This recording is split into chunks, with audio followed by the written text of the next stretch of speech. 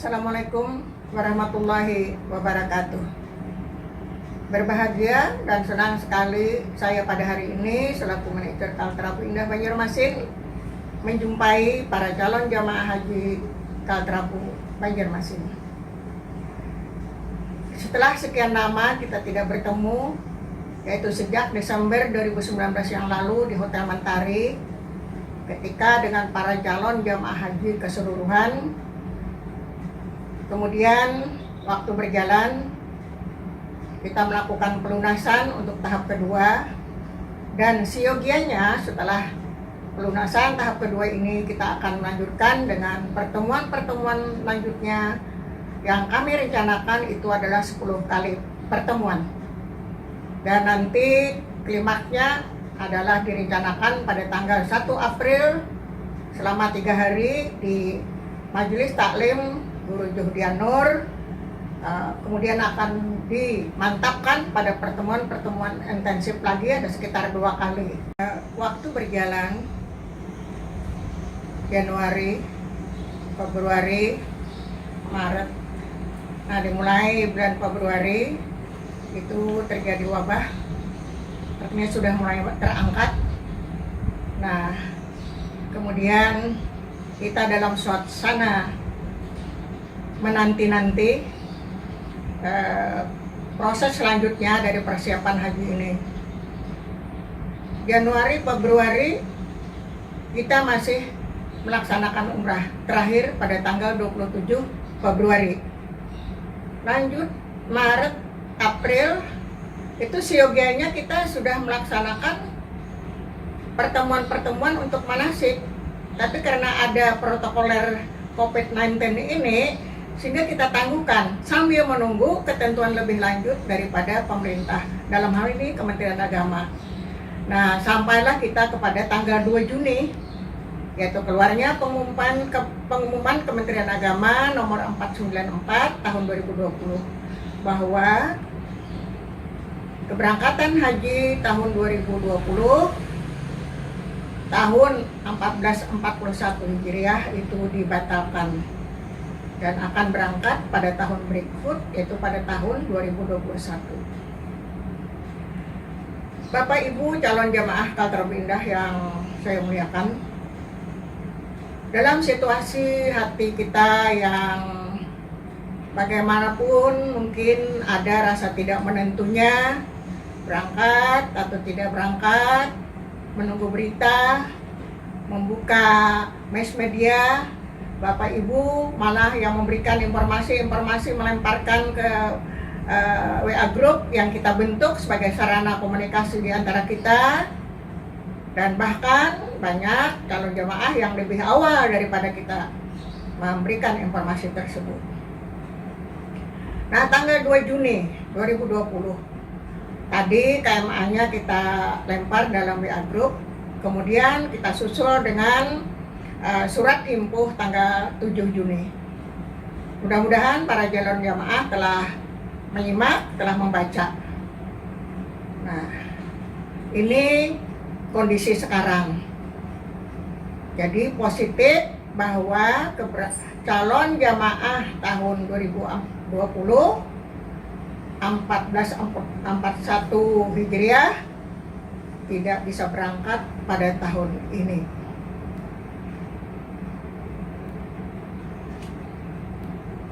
Setelah tanggal 2 Juni, kita ada asosiasi penyelenggara ibadah haji khusus.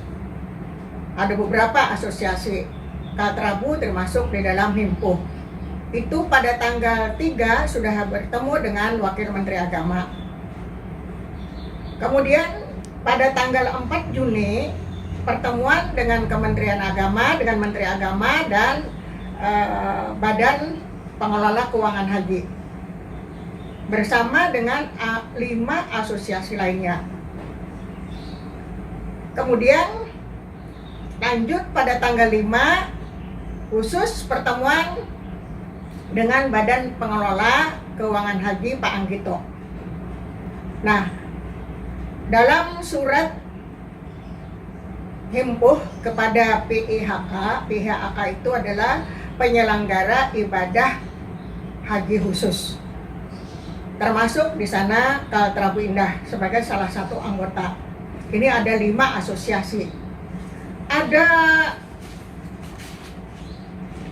9 poin yang diketengahkan oleh himpun, di mana Kaltara Bu di dalamnya. Kalau boleh di sini saya agak lebih tekankan kepada para calon jamaah haji ya. Pernyataan sikap daripada himpun. Pertama, kita memaklumi ya, himpun memaklumi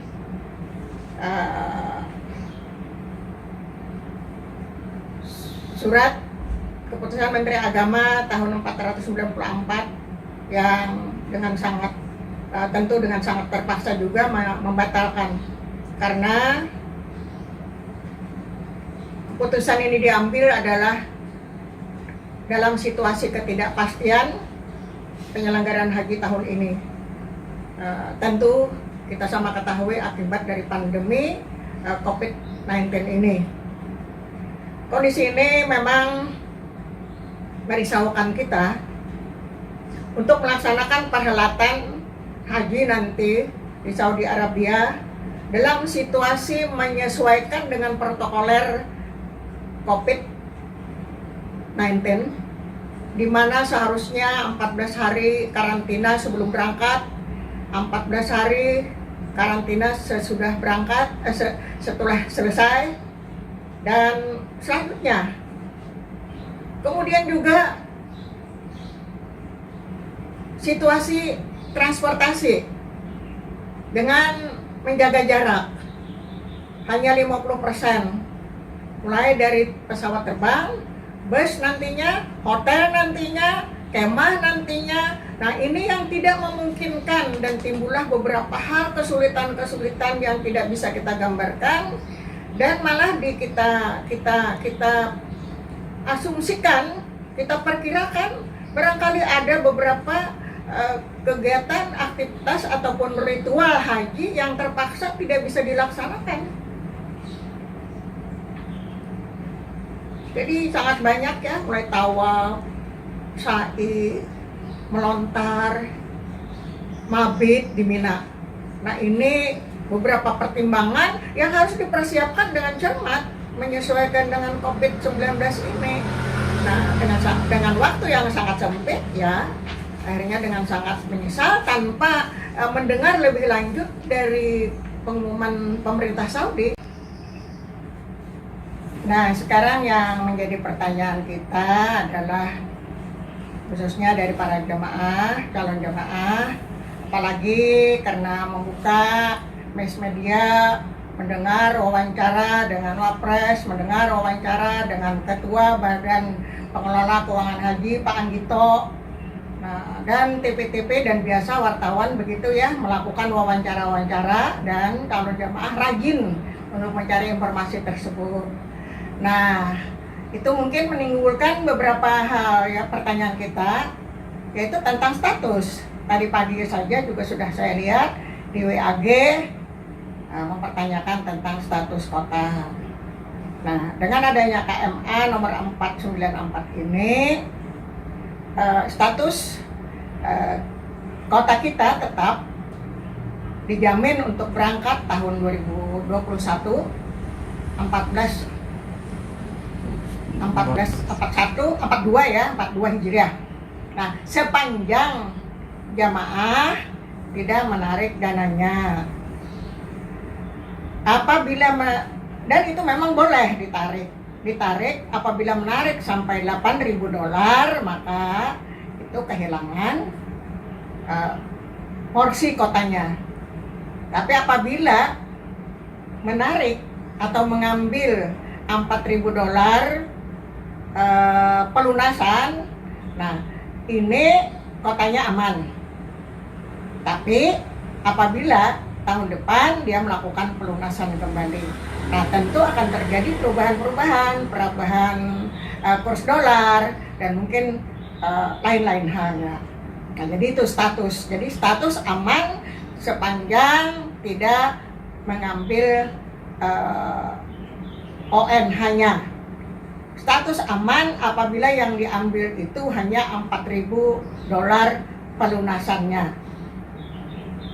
Tapi catatannya dia harus melunasi tahun berikutnya. Kemudian sekarang yang menjadi tanda tanya lagi, kan dana itu di mana?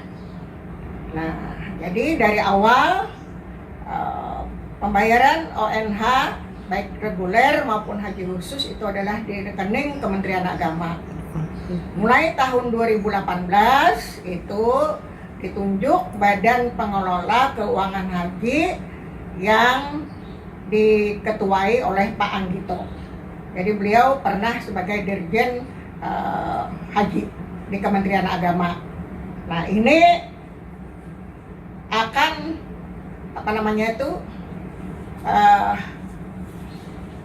yang kita bisa mengambil asas manfaat.